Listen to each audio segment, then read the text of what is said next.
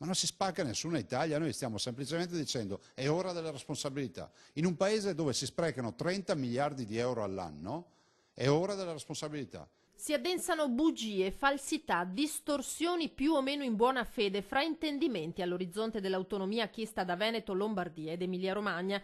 Il governatore Zaia riprende carta e penna e scrive nuovamente ai cittadini del Sud Italia: vi scrivo per mettervi in guardia, non lasciatevi ingannare, afferma. Non posso accettare di vedere sui giornali una pubblicità in cui il Nord viene accusato di voler uccidere la sanità del Mezzogiorno, riferendosi al manifesto di qualche giorno fa dell'Ordine dei Medici di Bari. Noi dobbiamo dialogare direttamente con i cittadini del Sud, con la foresta che cresce di persone per bene che non hanno nulla a che fare con chi va a dire che l'autonomia porterà a minor sanità, che l'autonomia porterà guai. Ma senta, mi lasci dire, ma che guai può portare la gestione della soprintendenza in Veneto alla Calabria? O che guai può portare la gestione del demanio Veneto in Veneto alla Campania? O che guai può portare la gestione della valutazione di impatto ambientale dei fatti veneti in Veneto, che so, alla Sicilia? Nulla. Ma qualcuno sta vendendo questa suggestione come la fine di tutte le opportunità per il Sud, ed è scandaloso. E questo mentre le cose al Sud non vanno certo bene. Zaia fa l'esempio della sanità così com'è ora.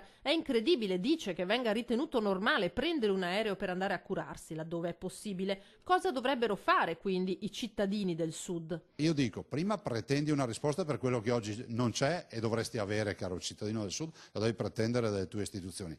Due, dici: voglio che anche qui tu chieda l'autonomia, cara mia istituzione che mi governi, perché con l'autonomia ti controllo. Dai 5 Stelle, malgrado i tentennamenti, Zaia non si aspetta bastoni tra le ruote, né interpreta il no all'autorizzazione a procedere nei confronti del ministro Salvini come merce di scambio per negare l'autonomia. Il ministro Salvini non si deve processare, punto e basta, perché non ha commesso reati, a mio avviso, e considero coerente il 5 Stelle che ha detto no al processo.